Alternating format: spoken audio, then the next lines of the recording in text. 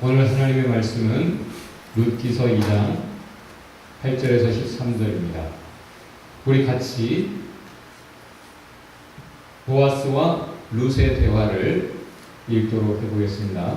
한 절씩 제가 먼저 읽고 여러분 교독하죠. 보아스가 룻에게 말하였다. 여보시오 세대, 내가 하는 말을 잘 들으시오. 이삭을 주우려고 다른 밭으로 가지 마시오. 여기를 떠나지 말고 우리 밭에서 일하는 여자들을 바싹 따라다니도록 하시오. 우리 일꾼들이 곡식을 거두는 밭에서 눈길을 돌리지 말고 여자들의 뒤를 따라다니면서 이삭을 줍도록 하시오. 젊은 남자 일꾼들에게는 그를 부르지 말라고 단단히 여쭈겠소. 목이 마르거든 주저하지 말고 물 가는 데 가서 젊은 남자 일꾼들이 들어가는 물을 마시도록 하시오. 그러자 룻은 엎드려 이마를 땅에 대고 절을 하면서 보아스에게 말하였다.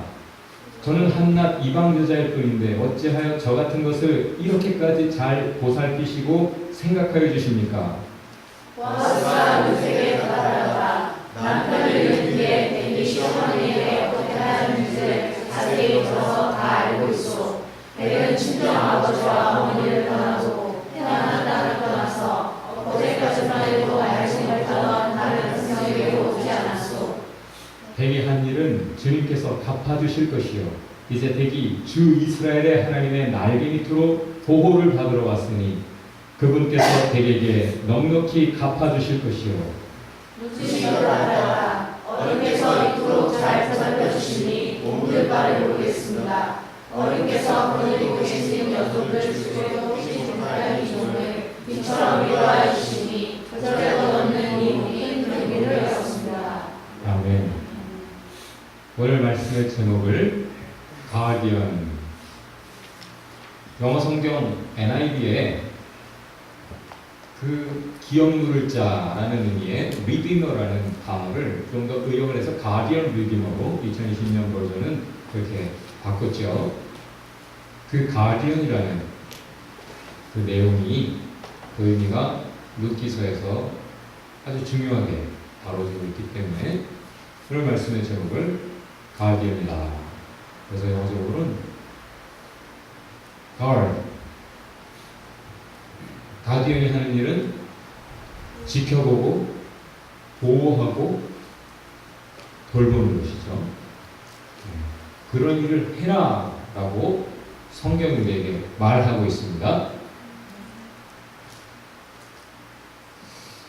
캘거리의 어느 병원의 응급실에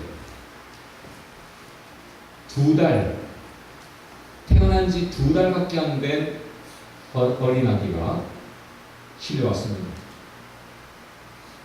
갑자기 발작을 하면서 숨을 안 쉬는 거예요. 엄마가 놀래서 같이 병원에 왔고 이제 응급 시술이 들어가는데 보호자라 해도 지금 급하게 이 응급 처리하는 모습을 보는 것이 너무나 괴롭고 두려운 일이고 안 보고 싶은 일이겠죠. 근데 의사들도 나가 계시라고 보통 하는데 이 병원에서 정책을 방식을 바꿨습니다. 이 아이가 죽느냐 사느냐 이 위급한 순간에 누구보다 당신이 이렇게 있어야 됩니다. 왜냐? 이 아기가 recognize, 인식할 수 있는 유일한 목소리, 엄마의 것. 유일한 냄새, 엄마의 것. 유일한 감촉, 터치, 엄마의 것이니 여기 계시오. 그래, 엄마가 아기 그 2달밖에 안 된 아이의 입에 막 호수를 집어넣고 막 그러는데 그 옆에서 어쩔 줄 몰라. 쇼크. 충격 속에 있지만 그 옆에서 할 수 있는 것이 별로 없지만 그 옆자리를 지켰습니다. 뭘 했을까요? 여러분이 병마라면 그 옆에서 뭘 할 수 있었을까요? 나중에 인터뷰에서 고백을 했어요. 제가 할 수 있는 건 그 아이 옆에서 노래하는 것이었고 그 아이의 머리에 손에 키스하는 것, 그것이 전부였습니다. 그런데 아기가 살았습니다.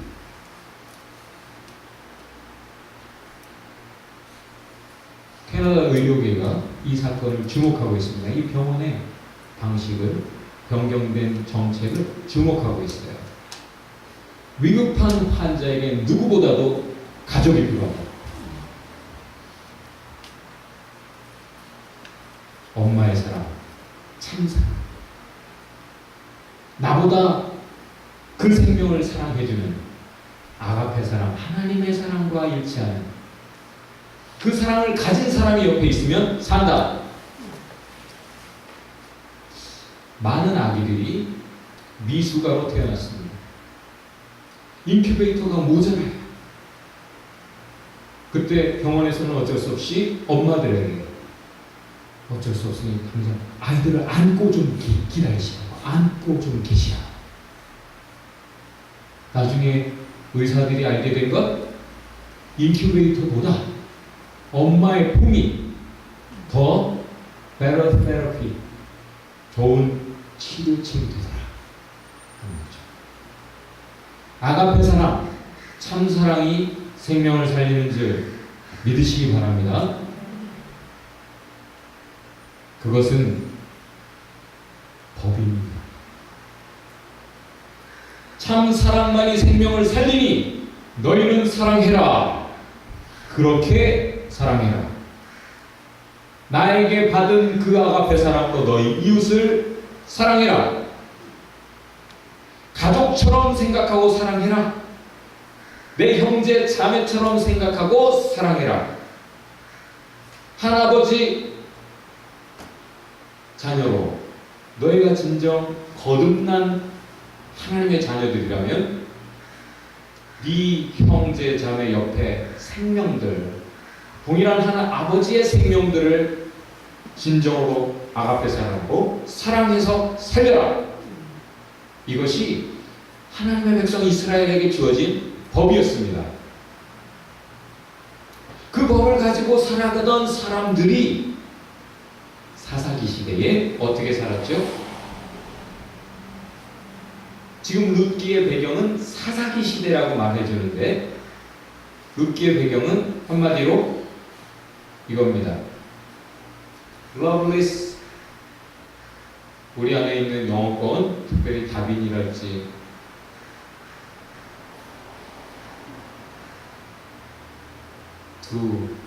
우리 형제가 안 왔네요. 영어권 형제 자매들을 위해 파워포인트는 가능하면 영어로 다시 가겠습니다. 또 여러분이 다 완벽한 바이올린 거리니까 전혀 문제가 없다라고 생각합니다. 사랑해라! 그게 법이었어요. 그런데 사랑이 없어요. Loveless, 그게 법이었는데 법이 없어요. 하나님의 법은 팽개쳐버리고 자기 소견에 어른대로 내 자유, 내 권리를 주장하면서 살았습니다. 하나님을 두려워하고 그 왕 되신 하나님의 심판을 받을 것을 기억하고 오늘을 살아야 되는데 겁없는 시대였습니다. 두려움이 없어요. 죄를 지으면서도. 특별히 너희가 사랑으로 돌보고 살려야 될 사람은 누구다? 약자들, 특별히 가난한 사람들, 대명사격인 고아와 과부를 돌보아라 하는 게 법이었습니다. 그런데 이 사사기 시대의 사람들은 사랑이 아니라 강탈하는 삶, 그리고 내가 더 나의 것을 나눠서 다른 사람을 살리는 삶이 아니라 내가 더 갖기 위해 벼룩의 간을 빼는, 벼룩의 간을 빼먹는 것처럼 고아와 과부의 것을 착취하고 그걸 뺏기 위해서 죽이기까지 하는 그런 일을 서슴지 않는 사사기 시대에 지금 이 시대와 동일한 그런 모습으로 살아가던 이스라엘에게 한 가정 엘리멜렉이라는 유대인의 가정이 이주를 결심하죠. 이주를 결심하는 그런 놀라운 용단을 내리는 그런 삶이 이루어집니다. 모압으로 갔어요. 모압은 이스라엘을 괴롭히는 이웃 민족이죠. 생각하면 치가 떨릴 수 있는, 그러나 거기에는 양식이 있는데 지금 공허한 곡골로 살아가는 이스라엘, 하나님의 법을 버리고 사랑이 아니라 무서운 범죄를 일삼으면서 살아가는 이스라엘에게 하나님이 기근을 주셨습니다. 말씀하셨던 대로 너희가 내 뜻대로 살면 내가 너희 책임진다. 그러나 너희가 내 법을 버리면 그렇게 힘들어질 걸 경고했음에도 불구하고 그들이 하나님의 법을 버리고 살았기 때문에 기근이 심하니까, 자, 나오미가 이 유대 땅을 떠날 때는 풍족한 사람이었다라고 말을 합니다. 그러면 강도짓을 당할 타겟이 표적이 되기 쉽겠죠. 자기가 지금 가진 것, 여태 애써 모은 것을 지키면서 자기 목숨도 지키기 위해서는 이민이 최선일 수 있어요. 그래서 그 가족이 하나님이 이방 사람들과 같이 어울리다가는 하나님도 모르고 우상 섬기는 그들의 문화에 동화되어서 너도 똑같은 범죄하면서 똑같이 망할 수 있으니 그들을 멀리해라. 그런 법이 있었음에도 불구하고 갔습니다. 왜죠? 이스라엘에 있으나 모압에 있으나 별반 다를 게 없어요. 사사기 시대에는 오히려 이방인들보다 더 법 없이 죄를 짓는 이스라엘 백성들, 그 사사기를 살면서 주저함 없이 이민을 결심해서 떠나갔던 것이죠. 나오미의 삶은 그렇게 이민자의 삶을 살았던 것입니다. 그런데 거기서 자기가 지키고자 했던 것들 다 잃었죠? 가지고 있었던 것 다 잃었습니다. 남편도 두 아들도 잃었어요. 사실은 모든 것을 다 잃은 거나 다름없고 며느리 둘이 남았는데, 며느리는 아들과 결혼을 해서 집안으로 들어오면 아들과 며느리는 몇 촌간입니까? 무촌이죠. 촌수를 따지자면 가장 가까운 거리가 되지만 아들이 죽었어요.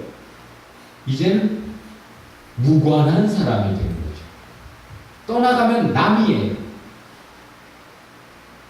그렇게 지금 두 남과 남은 것이나 다름없어요. 사실은 그 상황에서 나오미가 자기 삶을 쭉 돌아보는 가운데, 내 삶이 왜 이런가? 내 삶이 왜 이런가? 내가 왜 이런 불행한 삶을 살아야 되는가? 고민을 많이 했겠죠. 그리고 자기가 결론을 하나 가졌습니다. 그것이 뭐죠? 1장 21절에 나온 대로 afflicted by the Lord, 여호와께서 나를 아주 괴롭게 하신다. 나의 괴로운 삶은 누구 때문이니? 여호와께서 나를 힘들게 해, 나를 불행하게 해, 나를 요 모양 요 꼴로 고통하게, 고생하게 하시는구나. 그 이유가 내가 유대 땅을 떠나온 것 자체가 잘못이었던 것 같아 라는 후회도 있었을 거고, 그래도 어쨌거나 하나님이 주신 법을 붙잡고 남들이야 다 무법천지로 살더라도 나는 어쨌든 하나님의 법을 붙잡고 하나님의 품을 떠나지 말았어야 되는데, 우리가 그러지 말았어야 되는데 그래서 아닐까? 고민을 많이 했겠지요. 이 세상에 많은 사람이 그렇게 동일하게 모든 삶의 주권자가 하나님이니까 내가 지금 행복하든 불행하든 다 하나님 책임이다라고 생각을 하기도 합니다. 자기가 자초한 잘못, 된 결과에 대해서도 하나님을 원망하더라. 자문이 그렇게 말하죠. 그렇게 지금 나오미는 가장 불행한 사람이 되었습니다. 보아스와 어깨를 나란히 겨룰 수 있었던 인물이었던 것 같은 엘리멜렉, 그 가정의 여주인으로 나오미도 풍족하게 두 아들, 미래도 창창한 그런 삶을 두 아들과 함께, 남편과 함께 살았는데, 하나님이 주신 어떤 민족의 시련 때문에 여기 있어봐야 내가 좋을 게 없구나 싶어서 다 버리고 떠났던 건데, 다 잃고 돌아오면서 두 며느리에게 그렇게 말을 합니다. 너희는 나 따라올 거 없다. 가라. 새 남편 만나서 너희들은 얼마든지 새 삶을 살아갈 수 있지 않느냐. 아가페 사랑이죠. 자기보다 지금 며느리들을 생각하고 있어요. 며느리들은 왜 따라올까요? 지금까지 이스라엘 백성 중에 거할 때는 나오미가 그렇게 빛이 안 났을 수 있어요. 여기 아멜교회에서 신앙생활 하는 사람들 가운데 리더도 있지만 또 그냥 교회만 들락날락 하는 것 같은 사람도 있을 수 있어요. 빛들이 있는 가운데서는 그 사람도 빛인가? 좀 더 밝게 빛나야 되는 거 아닌가? 라고 생각할지 모르는데, 어둠 속에 가면 과연 그가 빛이었구나라는 건 부정할 수 없는 것입니다. 이스라엘 백성 중에 어쨌든 하나님의 법을 가지고 살아왔고, 하나님을 몰라서가 아니라 알면서 다만 그것보다는 자기의 뜻을 조차 살아온 것 뿐이지, 하나님의 법이 없는 사람은 아니거든요. 이방 모압 땅에서 이방인들과 살아가지만 그는 확실히 다른 의식과 다른 문화를 가지고, 다른 기도하면서 다른 생각들을 가지고 살아갈 수밖에 없고, 그것을 두 며느리가 봤다는 것은 분명한 것이죠.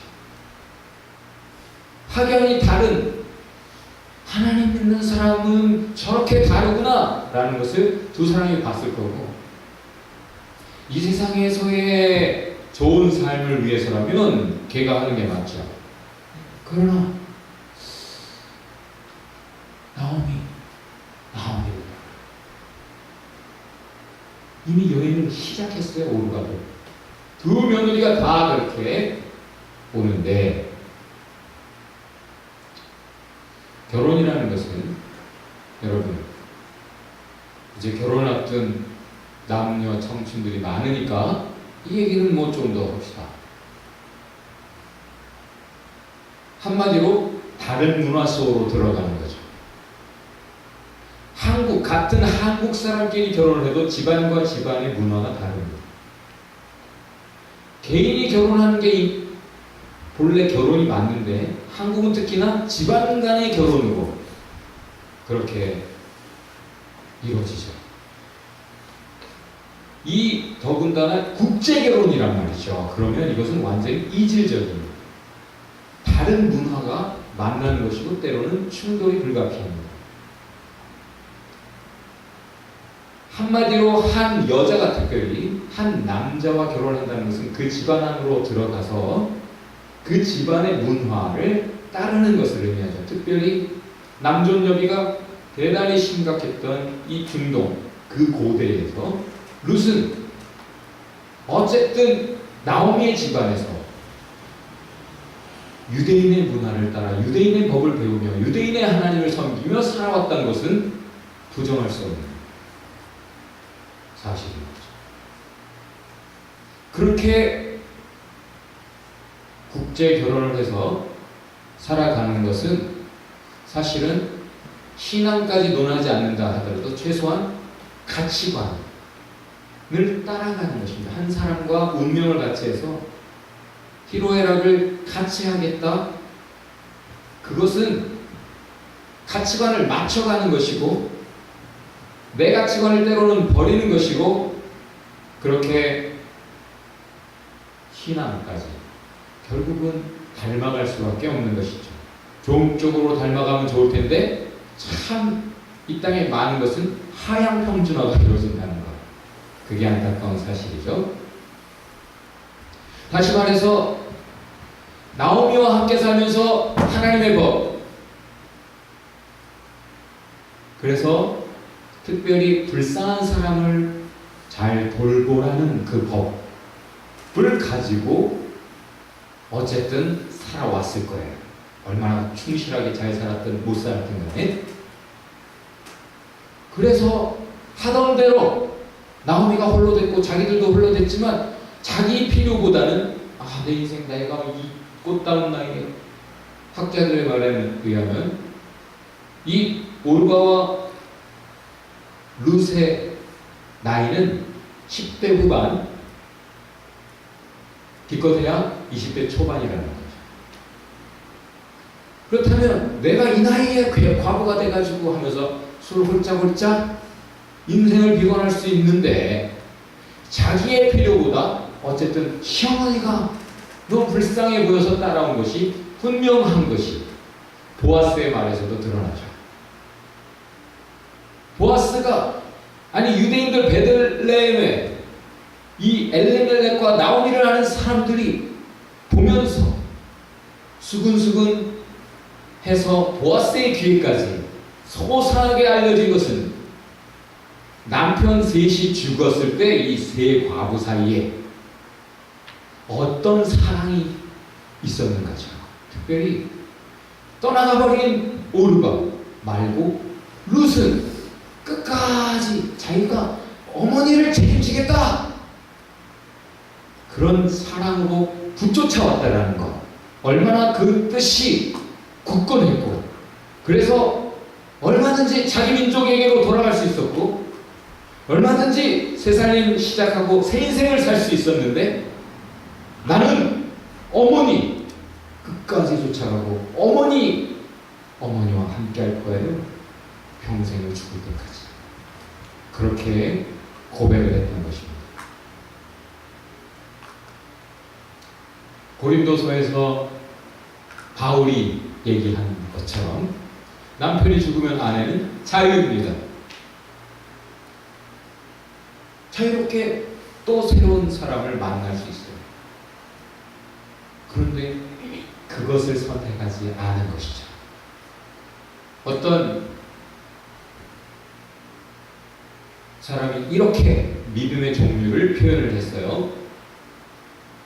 그런데 이것은 종류라기보다는 어떤 면에서는 성장 과정이라고 저는 말하고 싶어요.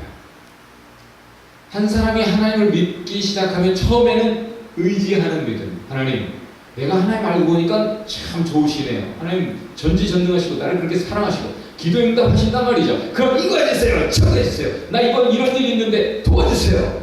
의지하는 믿음. 훌륭한 믿음이죠. 그런 믿음조차 잘 없잖아요. 기도도 안 하잖아요, 많은 사람이. 근데 제대로 된 믿음을 가진 사람은 1단계가 의지하는 믿음입니다. 근데 두 번째, 그 다음 단계로 가면 선택하는 믿음이에요. 유튜브에 이영표 선수의 간증이 최근 것이 올라와 있는데 아주 좋아요. 여러분 꼭 보시기 바랍니다. 그는 선택했습니다. 내가 예수의 이름 때문에, 하나님 때문에 내가 이것을 선택할 수도 있지만 손해가 있더라도 나는 이쪽을 선택하겠다. 그런 믿음이 있습니까? 지금까지 그런 삶을 살아온 사람? 진짜 중에서도 아주 괜찮은 수준이죠. 내 자유와 권리가 있어서 이렇게 할 수 있지만 나는 그러나 예수의 이름 때문에, 나를 사랑하신 주님 때문에 내가 손해 좀 보더라도 하나님 기뻐하시는 이쪽을 선택하겠다. 선택하는 믿음. 근데 세 번째 단계가 바로 룻의, 보아스의 믿음입니다. 그것은 리스크 테이킹, 위험을 감수하는 믿음. 다시 말해서 지금 나홈이 따라가서 좋을지 안 좋을지 불을 보듯 뻔하죠. 왜? 사사기 시대란 말이에요. 하나님을 믿는 백성이라고 하지만 너무 엉터리로 폭력이 난무하고 가진 사람 것을 뺏기 위해 죽이는 그런 시대, 그 사람들 속으로 들어가는 것. 나오미를 돌보는 것도 귀한 일이긴 하지만 그러다가 내가 죽을 수도 있는데, 계산해보면 이건 너무 위험천만한 일이야. 그런데 쫓아갑니다. 그것을 선택하는 거죠. 이것이 이제 선교사들의 믿음이고, 누구를 살리기 위해 내가 희생하고 헌신하겠다는 참 믿음의 사람들의 모습이죠. 그 마지막 충만한 단계는 ultimate concern, 궁극적인 최종적인 삶의 이유와 목적이 하나님께 있어요. 계산이 더 이상 없어요. 위험이고 뭐고 내가 지금 왜 존재하는가를 잊지 않아서 모든 것을 하나님의 뜻을 위해, 하나님의 영광을 위해, 하나님의 나라를 위해, 사람 살리는 일을 위해 계산하지 않고 하나님의 뜻을 생각하면서 살아가는 사람이죠. 여러분은 어떤 단계에 있습니까? 여러분은 지금 어떤 지점을 지나가고 있습니까? 하나님이 주신 법에는 이런 내용들이 있어요. 너희 나를 좀 의지해라 라고 말씀하시고, 야 너희가 나를 위해서 좀 손해를 보더라도 이쪽을 선택할 수 있는 그런 거 좀 안 되나?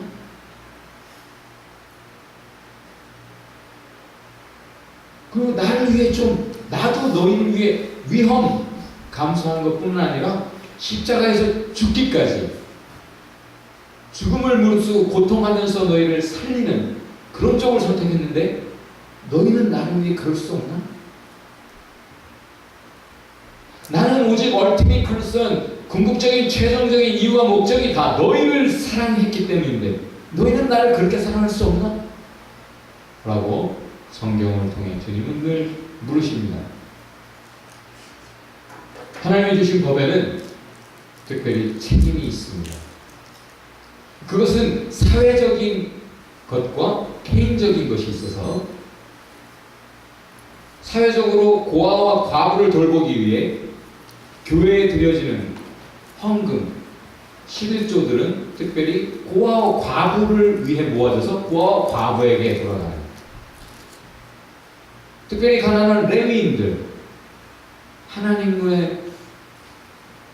하나님께 예배를 드리는 일에 평생을 다 들여서 사는, 자기 생계를 하나님께 맡기고 하나님께 헌신된 그런 사람들을 위해, 또 고아와 과부를 위해 11조가 모아져서 그들을 돕는, 그것이 법이었단 말이죠.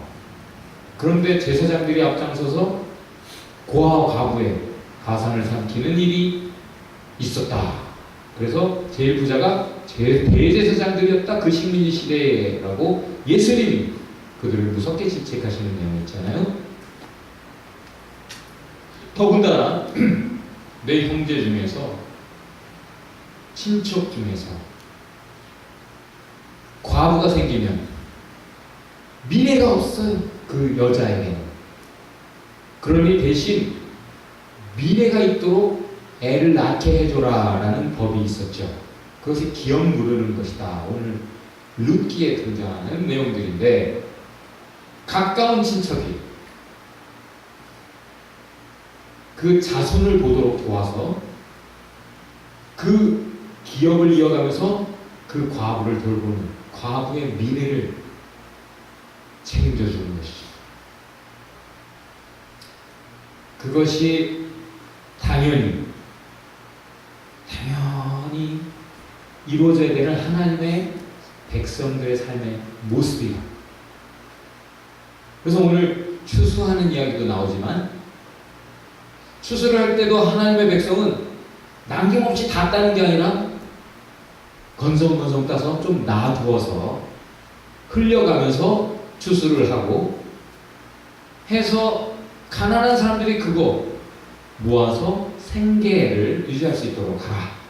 또한 동물들도 먹고 또 계속 농사 탐욕스럽게 짓지 말고 때로는 땅도 쉬게 해라. 그런 법이 주어졌는데 이 법을 지키는 사람이 거의 없던 시대란 말이죠. 그런데 룻은 모두가 다 그렇게 다른 길을 가도 하나님의 법을 쫓아 갔다라는 것입니다. 그것이 누구 눈에 들어왔죠? 다른 사람들은 아예 그까지 하나님의 법 하고 우습게 알고 성경 우습게 알고 하나님 기쁘시게 하는 하나님이 기뻐하시는 것들 그런 것들 아예 뭐 우리를 사랑하시는데 하면서 자기의 것 자기가 좋아하는 것들을 더 밸류어블하게 가치 있게 여기면서 쫓아가는데 룻이 가치 있게 여긴 것은 가난한 불쌍한 시어머니 친정 어머니도 아니고 시어머니를 내가 돌보는 것이다 해서 그런 사랑으로 친절로 살아가고 있는 것입니다. 다같이 사랑과 친절입니다. 그것이 이 룻기에 가장 뚜렷하게 드러나는 하나님의 백성된 표시입니다. 그것이 보아스의 눈에 띄었습니다. 여러분, 내가 어떤 걸 소중하게 알잖아요? 그러면 그걸 동일하게 소중하게 생각하는 사람이 눈에 띄겠습니까? 안 띄겠습니까?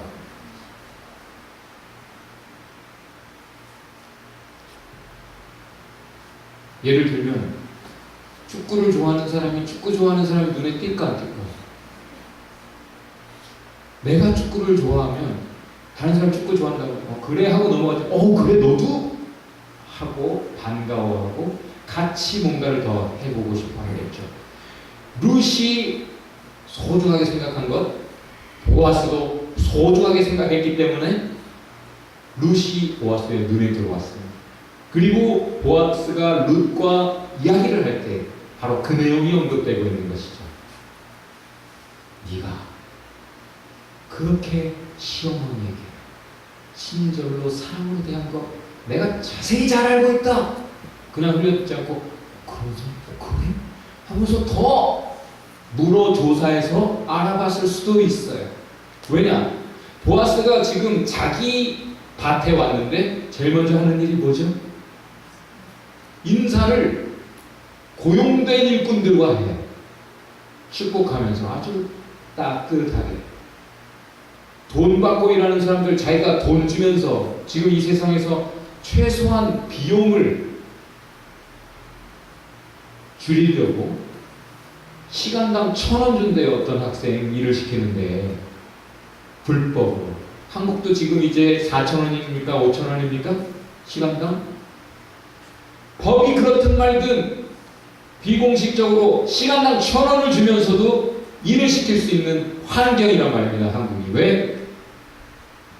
그만큼 어려운 삶. 그런데 보면 자기가 일시키는 젊은 종과의 대화에서도 그가 고용한 다른 일꾼들, 고용된 직원들과 이야기할 때도 보면 얼마나 친절한 그의 인품이 하나님의 백성된 성품이 나타나는지 보아스와 룻이 눈이 맞을 수밖에 없죠. 보아스의 입장에서는 나이 차이가 너무나 미안해. 그럴 수는 없지. 그랬던 것 같아요.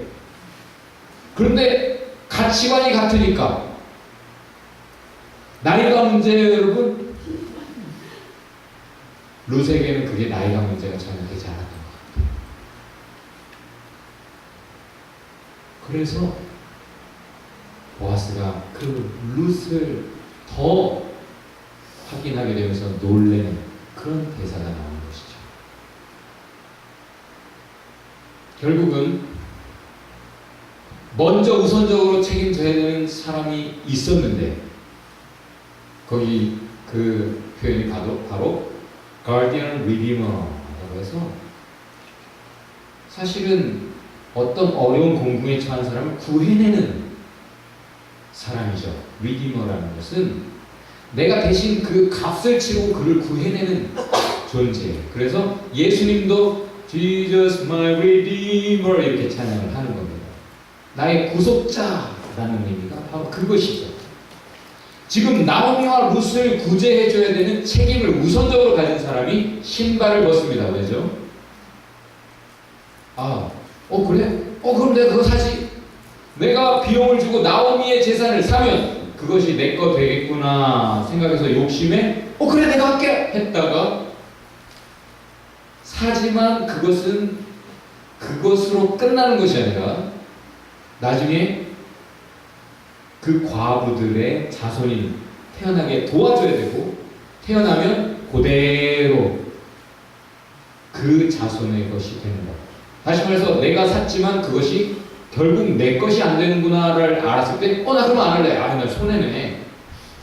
하나님의 뜻, 내 책임 다 내려치고 계산만 하는 시대, 사사기 시대, 그리고 2014년 이 시대죠. 그래서 안 하겠다고 신발을 한번 벗어서 그 트랜잭션이 끝나면 그 가문은 대대로 신벗은 자야 저기 책임을 다하지 않은 그런 가문이야 하면서 손가락질 당하는 게 그 유대 풍습인데 그런 것도 상관없어요.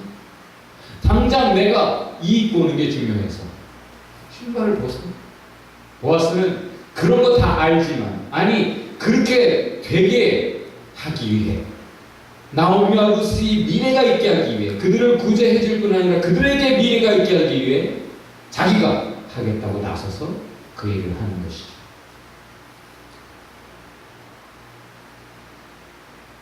너 모압 여인이야?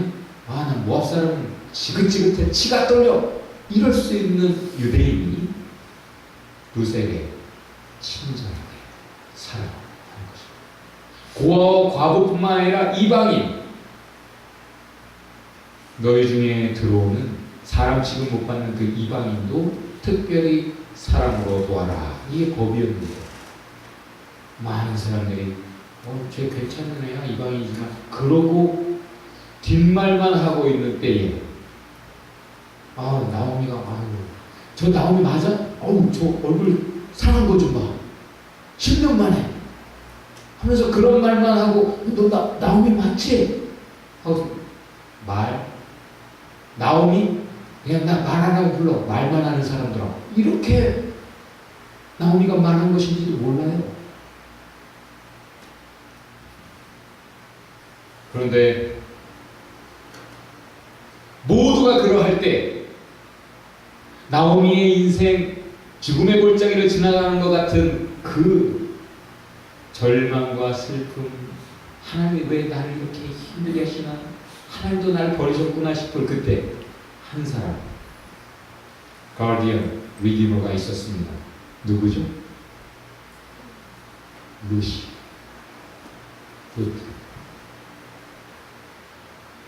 그리고 그 불쌍한 룻, 그 많은 여자들 속에 섞여 있는 그 한 사람을 주목하여 보는 또 한 사람의 가디언 리디머가 있습니다. 누구죠? 보아스. 한국에서 엊그제 어떤 청년이 전화를 했어요. 울어요. 많이 울어요. 꺼이꺼이. 목사님, 너무 힘들어요. 이곳을 떠나고 싶어요. 너무 무법천지예요, 한국이. 폭력과 협박을 주저하지 않고 지금 위해를 가하겠다고 난리치는 사람들이 있습니다. 왜? 내가 옛날 성질대로 안 하거든. 하나님 두려워하니까 이제 폭력적인 방법을 버렸어요. 하나님 두려워서. 그러니까 내가 밟아도 꿈틀하지 않는 지렁이로 보이니까 더 만만하게 생각해서 그러는 것 같겠죠. 근데 내가 이런 협박과 위해를 상대해서 누구에게 도와달라고 요청할 사람이 없어요. 친구도 없고 주변에 아무도 없어요. 저 외로워요. 목사님밖에 없어서 목사님께 전화했어요. 외롭다니. 아무도 없다니 말이 되냐? 내가 있잖아. 친구가 많으면 좋을 것 같은가? 아니, 한 사람이면 족하다. 한 사람, 룻. 나오미에게 나중에 사람들이 하는 말, 7 아들보다 낫다. 너를 진정 아가페 사랑으로 사랑하는 룻. 와, 부럽다 이런 뜻이죠. 친구가 많으면 뭐예요? 딱 한 사람이면 되는데 하나님은 항상 한 사람씩은 붙여주십니다. 왜?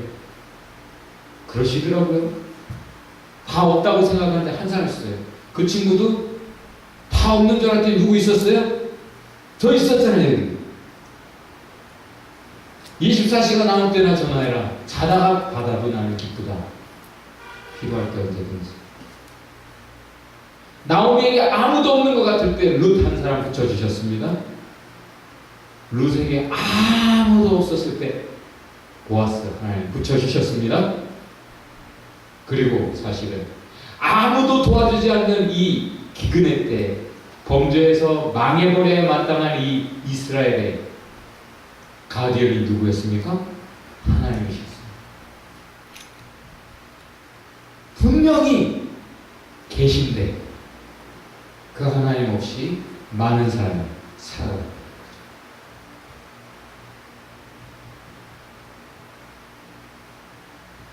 여러분, 그 한 사람이 있습니까? 옆에 분에 한번 질문해 봅시다. 그 한 사람이 있습니까? 부모 형제가 있다면 이미 충분 모델이너 많이 가진 사람, 복된 사람이죠. 그런데 부모 형제가 없더라도 모두가 변하고 떠나가는 사람들, 그 속에서라도 하나님은 언제나 아무리 힘들 때라도 한 사람씩은 붙여주시더라. 그것이 성경을 봐도 분명히 확인되는 거예요. 금요일날 준호가 그렇게 질문했죠. 말씀을 나누면서 그렇다면 누가 나의 룻인가? 하나님이 누구를 나에게 붙여주셨는가? 보면 진짜 아가페 사랑, 왜 저 사람이 나를 이렇게까지 사랑하지? 싶은 사람이 분명히 한 사람씩 있을 거예요. 그 사람을 모를 수도 있어요. 내가 사랑을 너무 자연스럽게 당연하게 받으면서 내가 받고 있는 것도 비밀스럽게 이루어지고 있기 때문에 그걸 모를 수도 있다고요. 그런데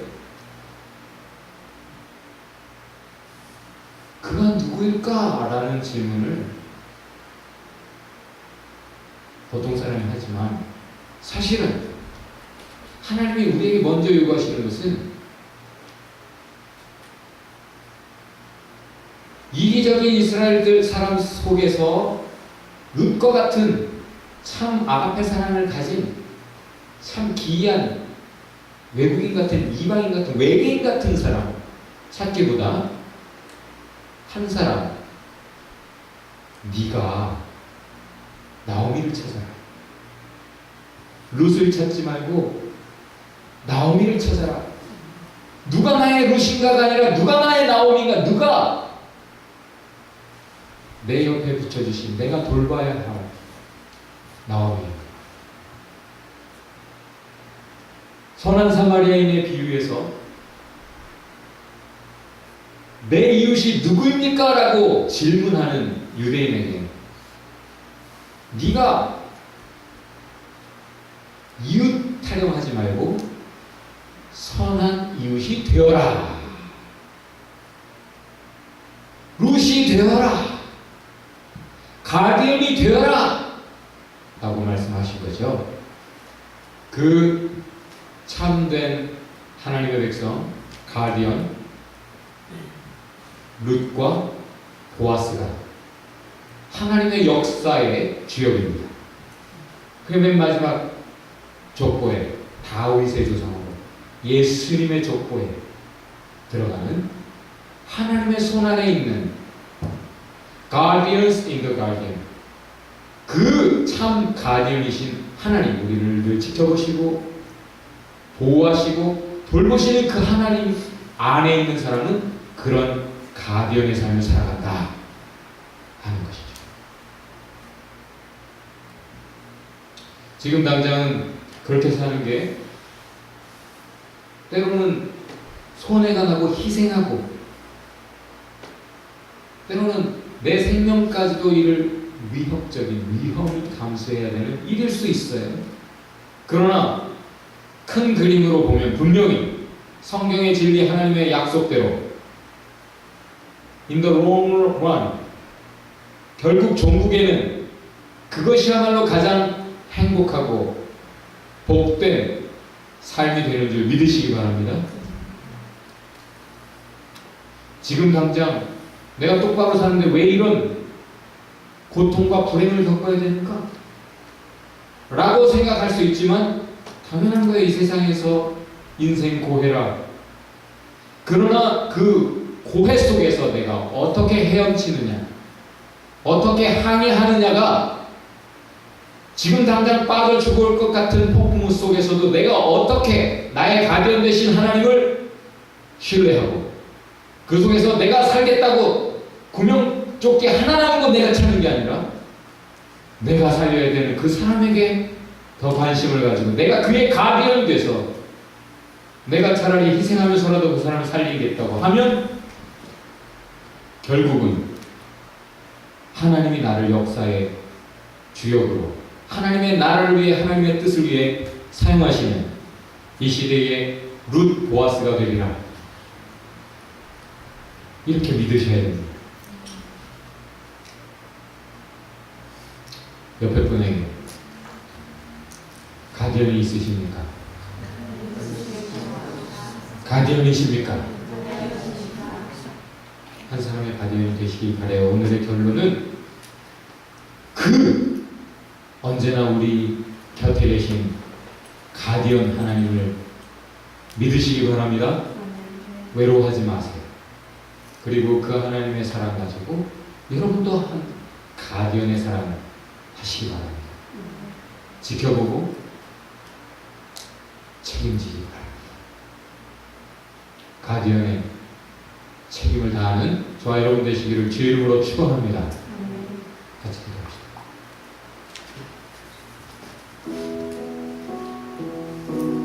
말씀을 깊이 새기면서 아버지 불쌍히 여겨 주옵소서.